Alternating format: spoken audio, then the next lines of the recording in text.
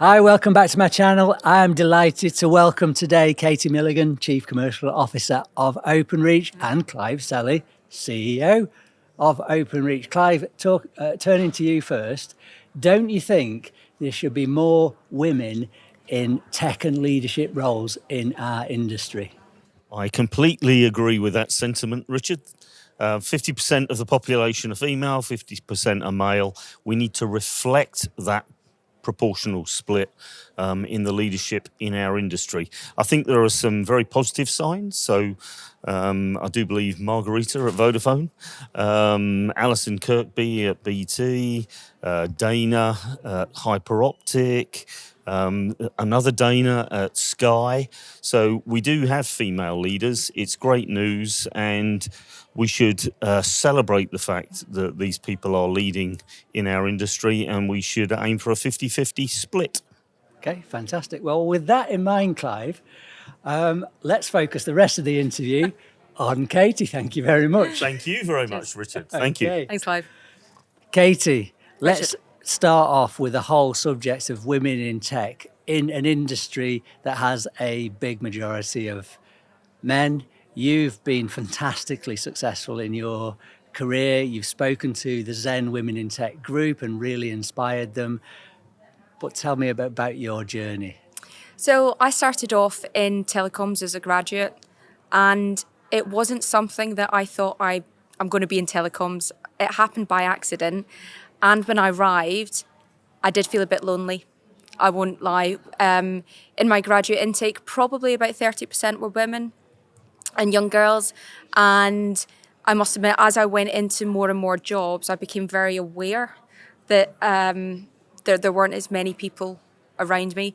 And at some points, I did think about leaving the industry, but I found those teams and, I'll be honest, the bosses who really supported me and in essence removed some of that bias, removed some of the issues that I found.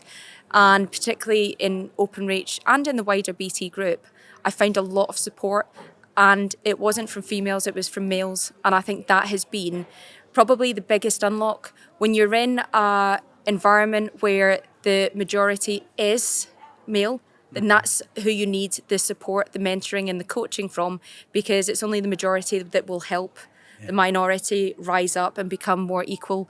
And we saw, you'll hate me saying this, but we saw Clive. I have to say, I think a huge unlock for me personally has been some phenomenal male bosses, particularly Clive, where his job has been really clear and supportive to say, my job's to enable and to allow you to be you. And if that means doing whatever I need to support, let me do that, because I'm really committed to making sure that we have more balance.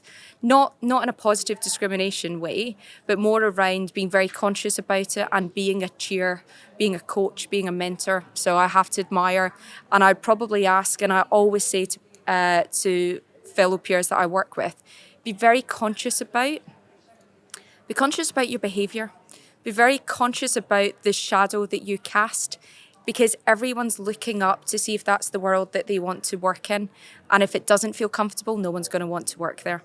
Yeah, I mean, it feels like we need to do so much more in our industry to encourage women into those roles, to encourage the right behaviours as well. It does seem like a big uphill struggle. I mean, we've got a big network at Zen of DEEB groups, diversity, equity, inclusion, belonging. The WIT group is our biggest group. We do loads of good stuff.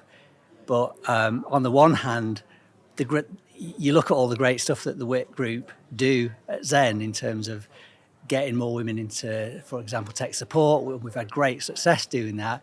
But then when they stand back and look, have they moved the needle? And then you look at like the gender pay gap report, and it like moves by 0.5%. And you're like, oh, it's like you're sort of feeling you've got to do so much. But I think what I always think is every little helps. You're not going to change stuff overnight, but for me, it's always about incremental changes. And also, I'm a massive advocate of it's not just going to be the network groups that enable the change. It's back to the point, it's the majority group that's going to enable the change, and by making sure it's more equal. And that is around behaviours, that is around showing up, that's inviting people to be in the discussions, to have a point of view and not feeling like people can't be part of the same team. People always said to me, it's like being at the party, but there's a difference being at the party and being invited to join in. And it's the small things that make a difference around letting people be who they are, being supported and being recognised for just being themselves. And I think that's what a lot of women want. They don't want to feel like they have to be like the males in the room. They just need to be themselves and be supported and recognised for that. I mean, let's talk about those behaviours, because we want to behave in a way that makes women feel included and it's an inclusive environment. But you've got to have been in situations where you've experienced male behaviours that feel that you are excluded, or you really got to fight for them, or you've got to pretend to be like them. I mean, talk a bit about that. So, what your experience and what do we need to change? Yeah, I mean, listen, I'm a tough cookie. Some will say I'm quite gobby. But that has come from building confidence. Yeah. I wasn't like this years ago in my career, and I had this probably assumption that the higher I got up in the career, that suddenly it would all click into place and people wouldn't treat me like that. Even at this level now and not so long ago, I still find things can be a bit, not aggressive, but over-assertive at times. And it can be uncomfortable. And I don't want people to look at that feeling, if there's always confrontation, if there's always heightened point scoring, particularly in the environment that we're in. Listen, we're in a highly competitive environment, but people are just coming to work to do a good job for their companies. It's not personal. And I think sometimes it can get a bit personal. And whenever you're having that, I don't want women looking at that thinking that they're going to go home feeling like, are they equal to others? And I've certainly felt that. And I can hold my own. So that's some of the stuff I'm really conscious about, which is we don't need that. We need to be showing that actually we can be in competition, but equally we're just doing our jobs and we can be collaborative. It doesn't have to be confrontational and fractious. It doesn't help anyone. Yeah, and look, I've seen aggressive behaviour myself, and I think for men as well. Yeah. A lot of men don't like to be in that environment either. And that's what I think. And it's interesting. It's not a female-male thing. I just think you don't want that, as you say, for any gender. Yeah, people need to feel comfortable. Yeah. They need psychological safety, and any gender needs that. Particularly in a world where it's getting more and more difficult, and the pressures of life are getting more. Yeah, definitely. So Zen and Openreach are 2 of the 13 companies that have signed the Ofcom Women in Tech pledge, which again is, I guess, a really good step from the regulator showing their support. Talk a bit about that, because you were involved. You've been involved in that, haven't you? Yeah, I mean, certainly within Openreach, we're definitely key signatories to the pledge. And it's one of the things that we've been trying to do for a long time. We're nowhere near, I'll be honest, in terms of getting to where we want to be. But it's a very conscious piece around trying to uplift the number of women in our business. We've been doing it through engineering, changing all of our processes around how we bring in engineers, how we even describe it. It's been really interesting when you talk about engineering versus a customer service agent in the home. You get a fundamental difference in terms of people applying for jobs. Yeah. Just subtle changes in the psychology of the job advert makes a big difference. The bit where I probably I'm not comfortable with where we are is probably in our management. Now, our senior management team, our management levels are coming up, but not to the levels that I would like. We're not 50-50, and that means we're not representative enough. And it's not just a female thing, it's about inclusion. Actually, it's around many different characteristics. So we've got a lot more to do, but I'm glad that we've signed the pledge, because it shows actually the willing, and as a whole industry, we've all got a collective push there. How do you find the challenge as a mum? Yeah. Of a young child, and obviously, people like to get enough sleep. I'm not sure whether you do or not. Yeah, I have to say, the people ask me around what is it like having a child. The one thing I'd say, it's given me perspective, and I have always been very much career orientated. I think people will recognise that. But one of the things that it has done is made me prioritise and given me perspective that I think is actually making me a better leader. I was so scared that having a child would detract. I actually think that it's made me better, because what it does, it makes me ruthlessly clear on what's the priority and actually working out if it's my problem to solve or not. I think that's really, because I like to solve lots of problems, but is it my problem or not to solve it? And actually making sure that I'm always asking the question, does it make the boat go faster or is it just doing something else? And being ruthless about that. The other thing I think that it does is, particularly for women, I'm trying to talk about it more. Because one of the things that, as a female in this industry, I actually didn't think I was going to have kids, because I wasn't quite sure that I could do both, because I couldn't quite see anyone else who was doing it. And one of the things I'm very conscious about is, if we don't talk about it, then people can't see what they can do. And I think someone said a quote yesterday, you can't become what you can't see. And one of the things that I'm really conscious about is then I have to talk about it. The reality is sometimes I don't get enough sleep, but Harper, my little one, is actually very good. And there's choices to be made all the time. And the big thing for me is being very clear with Clive and with my organisation when I have to make the choices.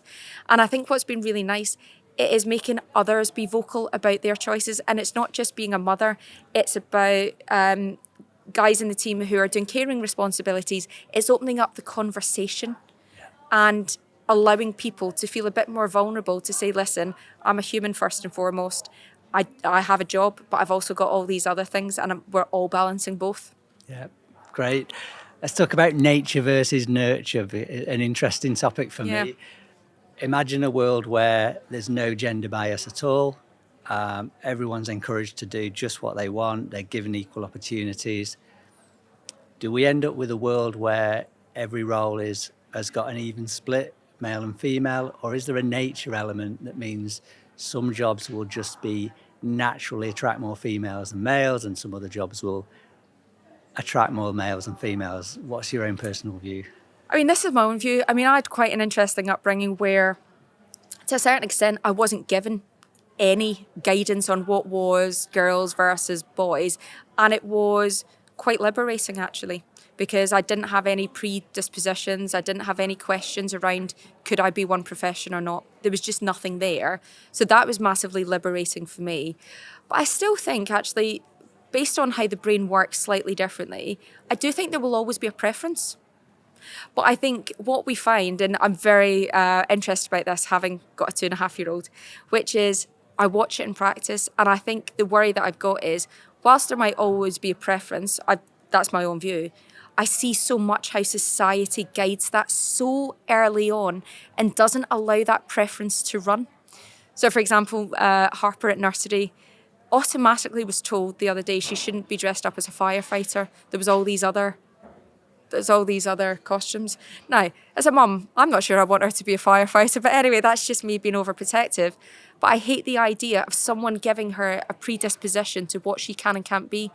Let her preferences run out, and then she'll be able to decide. But I'm very conscious about, as a society, just these tiny little cues that just are pushing people down historical rules of what is female versus male job roles. Yeah. And you got to start early on, haven't you? Yeah. You can see it. I mean, there's a whole bunch of studies. You can see it so early on in terms of schooling, that conditioning. And I'm not going to be able to get away from it from my daughter, but it's my job to do as much as I can do to give her choice. I want her to choose. I don't want society to tell her what she can do and then never think that she's got a glass ceiling. Absolutely. At all, because that's the worst. I get so disheartened by looking at a world where, when I mentor and coach different females, and they've already got a predisposed belief as to what that ceiling is, and it's horrible.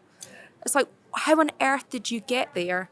And it's just years and years of tiny little nudges and social cues, and it never allows anyone to unlock their potential. Yeah. Well, there's the challenge.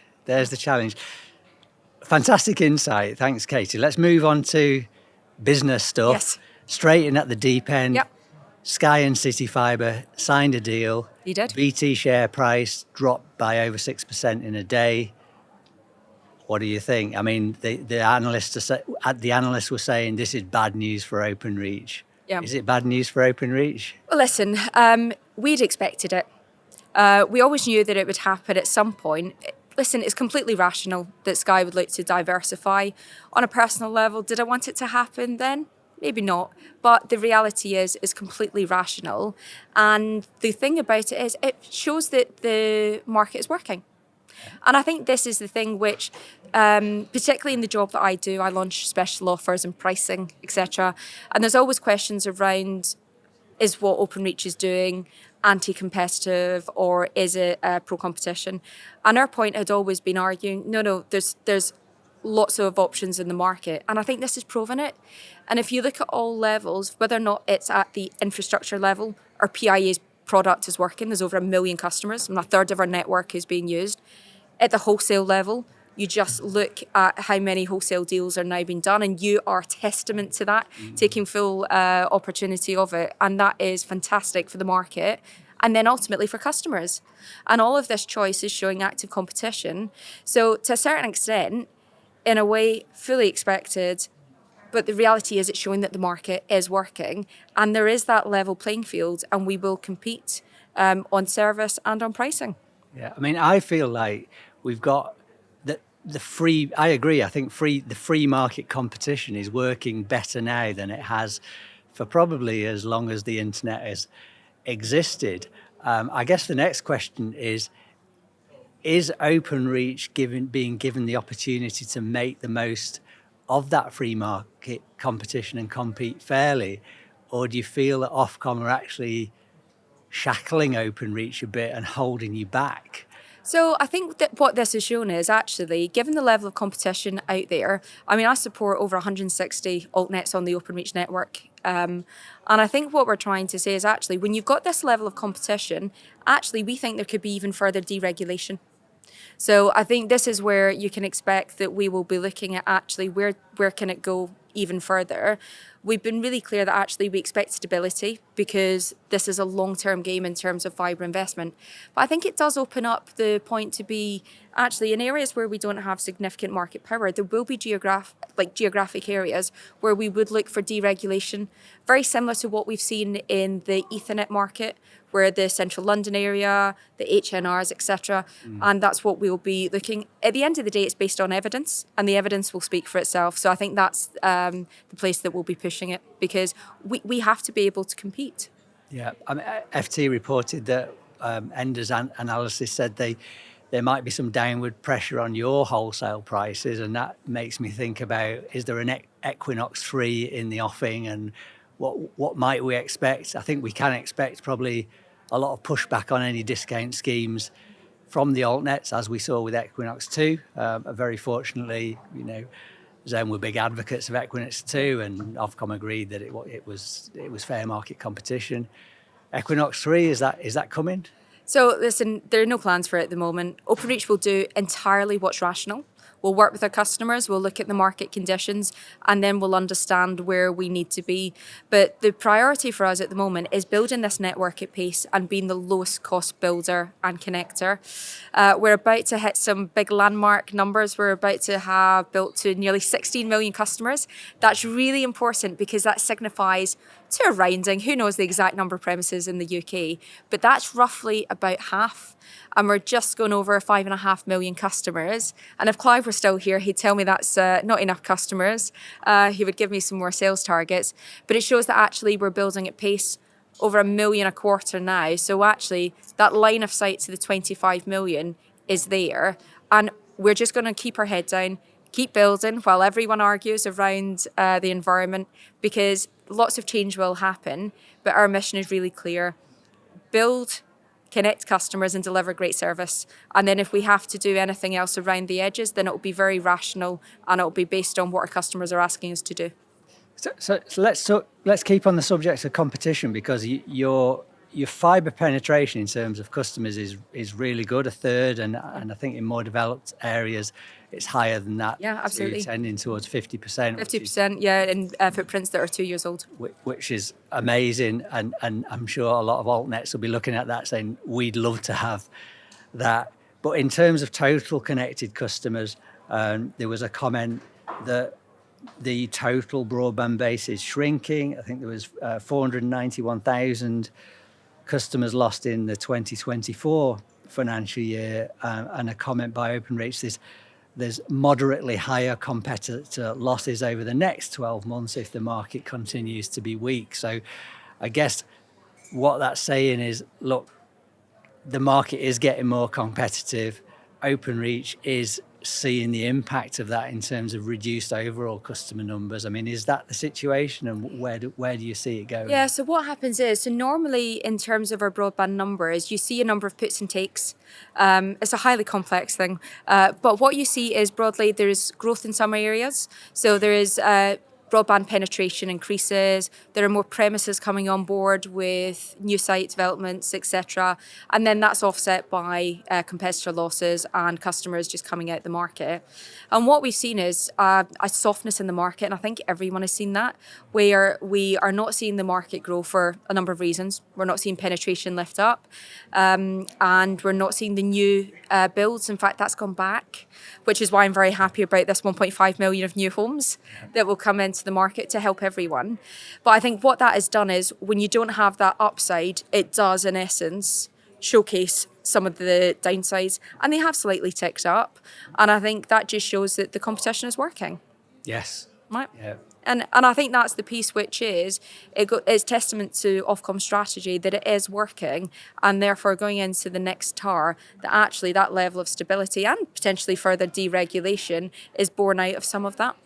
Yeah. And I suppose that free market competition, it's good for the UK overall. I mean, free market competition is the best. It works very well. I can sort of see from the incumbent's point of view, you must sort of feel on the one hand it's a good thing and does spur you into action to be the best you can because you need to compete. Yeah. But on the other hand, you are losing some business. Yeah, I mean, listen, you don't start in the world whenever there's maybe been a duopoly, or you're not going to last with the same number of customers, or there will be a level of market intervention, right? So those things don't compute. And there's an awful lot of money in the market being invested in order to make this market competitive. Now, for the level of investment there, we're not seeing the level of losses, right? So if you look at it in that comparison, but yeah, it does push us to up our game. I know we have the discussion around the fact that we can't rest on our laurels. Mm-hmm. I want to be the best in service because I won't always be the cheapest. In fact, I won't. So we need to continue, even as the incumbent, to continue to strive to look at AI, to look at how we can take costs off of our customers, how we can turn the notch on service. And I think the thing that people take for granted is, it's not easy to deliver this level of service on a scale. And we've got over 5.5 million customers on our platform. It's taken us years. And this is the thing, which is, we shouldn't take that for granted. That's not easy. And just being the incumbent doesn't mean that you automatically know how to build a new network and provision customers at this scale. We've worked really hard, and credit to the Openreach team and for engineers the length and breadth of the country, because they've worked really hard to deliver that level of service. So, but we'll continue to improve. And that's what we have to do, because when you're the incumbent, everyone wants a bit of that. So we need to continue to defend it and to fight harder. Yeah. Well, look, we've just had a meeting, and our operational director was rating your service really highly. So obviously doing a lot of things right. Always more to do. That's what we keep telling the team. Yeah. Continual improvement and all that. Let's talk about multi-gig. I'm interested in your thoughts about the future of multi-gig, the take-up that you're seeing. And I guess this question of GPON versus XGS-PON, particularly looking at the AltNet market. They've all built their networks with XGS-PON, and they say, we can go to 2.5 gigs, we can go to 5 gigs, we can go to 8 gigs. Some of them are even offering 8 gigs or 10 gigs. Obviously, Openreach being at this game longer. Yep. Where are you on the whole multi-gig strategy and opportunity? It's one that I debate at length. So because I look at it in different markets. So I'm looking at the multi-gig and the lease line market. So at the moment we deliver 1 gig services, 10 gig services. So that is where we're absolutely looking to invest. We've got a product called EAD2 that we're looking to launch a pilot and then launch next year. And I definitely think in the business market, there's definitely the need for that. And that is where we're innovating. In the residential market, we have sweepstakes in the team to try and work out where we think this market will go. But I think the reality for us, do I think that the residential customers will be asking in the next 5 years, I need 3 gig? No, but they could do. And I think the priority for us is to make sure that we're making the investment ahead of time. So we are putting in combi cards, we are building our plans for XGS-PON, etc. And the choice for us is to have optionality as to when we switch it on and make sure that we're not building network that's not congruent with that. So we have that debate. I think at some point, inevitably, we'll end up having it anyway. The question is timing. Yep. And I don't necessarily think it'll be a customer pull. I think it'll be more around having it there and working out what the level of demand is and then continuing to roll it out across the geographies. I guess it's a big investment, though, having a GPON network and swapping it out to XGS-PON at the scale that Openreach is doing stuff. It feels very expensive and time-consuming. So there's, I'm not going to give away any plans, but there's certainly stuff that we've been doing for a while in terms of seeding the network. Right. That's given us choices. There will be things where we have to switch out some of the network. That means we'll automatically, in those geographies, be putting in XGS. So there will be ways in which we'll be putting it in. The question for me is when it goes national and do we need it national? That's the types of choices that we'll be looking at. Okay. In terms of B2C versus B2B, one thing that we found sometimes is your B2B coverage is quite low. When we bid for retail outlet contracts, for example. And I wonder, is that a deliberate strategy from Openreach to delay the cannibalisation of your lease line revenue or not? So what we look at is when we go into geographies is we try and get the biggest bang for our buck in terms of premises. And we do a balanced build. So what we try and do is representative coverage of business prems. And I think our ambition is to build about 1.5 million within the build. And we're broadly there. But what we're actually finding, Richard, is we're finding disproportionate amounts of businesses in, for example, multiple occupancy units or MDUs, etc. And that's where these sit probably towards the back end of the programme. So those will automatically come in line. It's not been a deliberate strategy. I don't think we're not that clear on it in terms of being able to say, you do this prem and not that prem. That's not how you roll out a network, as you know. It's not at your scale. No, not at our scale.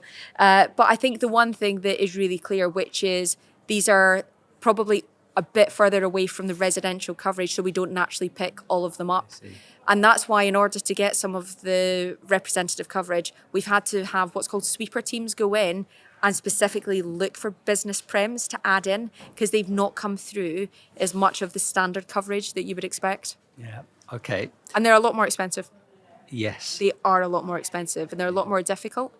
And I think that's the piece that we're still trying to work through, which is, and I'm not sure industry is there yet in terms of the fact that the residential product and the business product shouldn't be the exact same from an install perspective, particularly when you're in a retail industrial park, whenever you're on a high street, etc.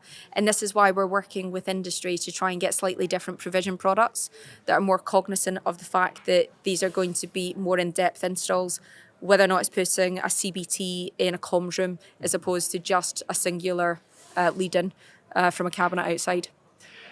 One thing that is a bit I guess out there and controversial from a couple of the CEOs of the AltNets that I've interviewed is they have a view, not one that I necessarily share, that someone in group finance within BT Group will look at the Openreach build and there's a point in time where they'll say, you know what, does it really make sense to keep the Openreach machine going when this AltNet has already built particularly into, let's say, a more rural area where the build costs and difficulties are greater? Let's stop the Openreach machine and partner with this little AltNet. Yeah.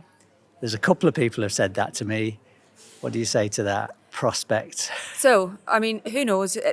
But it's certainly not something that we've looked at the moment. The reality is, we've talked about the fact that we're going to be at 30 million by the end of the decade. And I think the difficulty for us is, I think people are thinking about the network that you choose to go places. We've been really clear around what our topology is longer term, where instead of being in 5,000 exchanges, we want to be in 1,000 exchanges. And by the virtue of things like new site developments, we've actually got fibre in most exchanges in the country. So it's not like we've got all these islands where we've not started.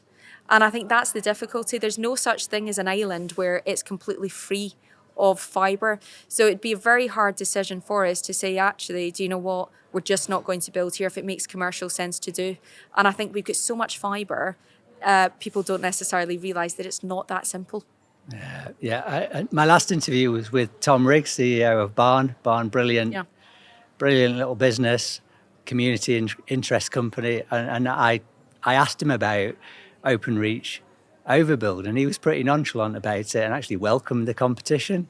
But I wonder for a builder that's in the most rural of situations where literally you've got like a 2-3 kilometre farm track to get to one house at the end of it, not necessarily within the 25 million target, but when you build towards 30 million, and I mean Clive's we will build everywhere, and do you see long term, so I guess into the 2030s, that actually you will largely overbuild even the most rural footprints, or is there a point that you can sort of say, you know what, Barn, you can have that to yourself, and we'll might overbuild you a little bit, but actually... I think it'll depend on each and every geography. But now that we've got, so for example, if I look at Scotland, so that's one of the programmes that I lead on the R100, which means that we are in essence in the most far-flung areas of Scotland.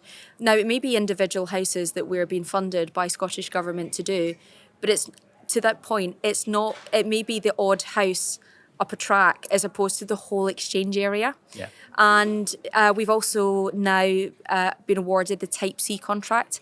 Again, so that shows that we are taking our fibre the length and breadth of the country around government-funded programmes. So I think it will come down to individual premises as opposed to whole areas.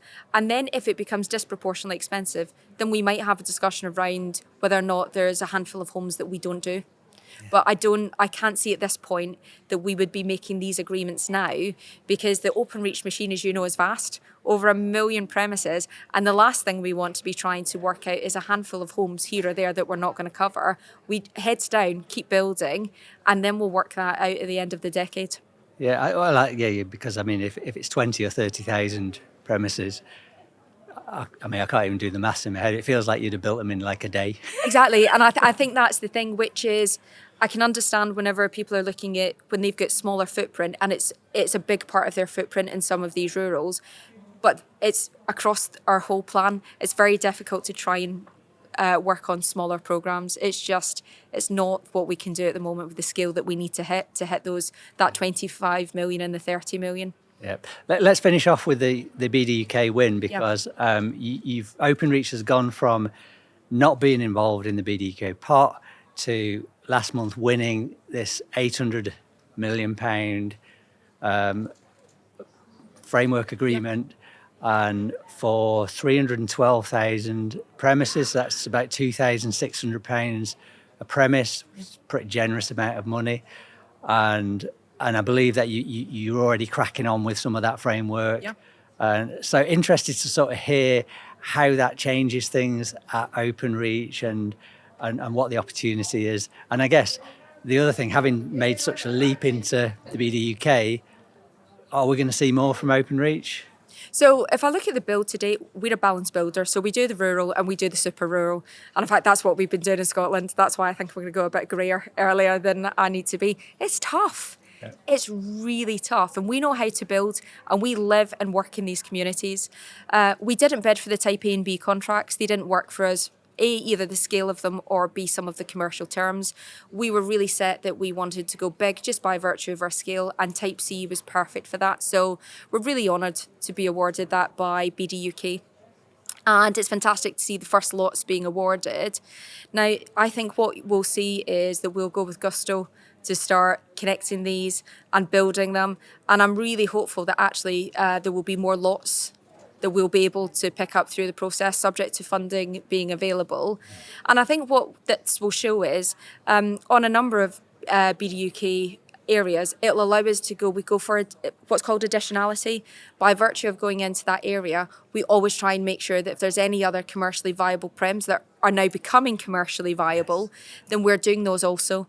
And we've got great track records of doing that either through the Superfast programme, predecessor to this one, or through R100, which is an ultra-fast ScotGov one. So we're looking forward to it. It's going to be tough. They're not easy, but these are so meaningful because the residents would never get coverage in any other way possible. So it will be all hands on deck to make sure that we get the coverage for those folks. Fantastic. Well, plenty to do. Katie, It's been absolutely brilliant. Thank you so much. And thank you very much for watching. See you again next time. Cheers.